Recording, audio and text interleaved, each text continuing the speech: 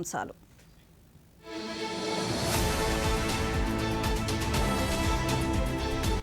దేశంలో ముడి చమురు, పెట్రోల్, డీజిల్ కొరత లేదన్న కేంద్ర పెట్రోలియం మంత్రిత్వ శాఖ.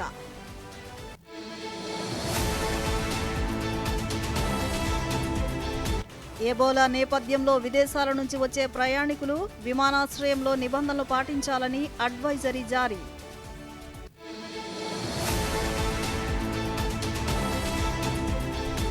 రాష్ట్రంలో చేపట్టే ప్రాజెక్టులో పర్యావరణ హిత టెక్నాలజీని వినియోగించాలని ముఖ్యమంత్రి చంద్రబాబు నాయుడు సూచన.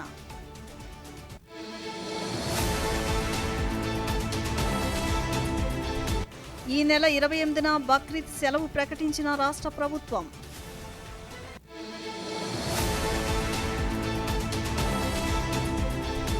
రాష్ట్రంలో కొనసాగుతున్న ఎండల తీవ్రత. పిడుగురాళ్లలో 48 డిగ్రీలకు పైబడి గరిష్ట ఉష్ణోగ్రత నమోదు.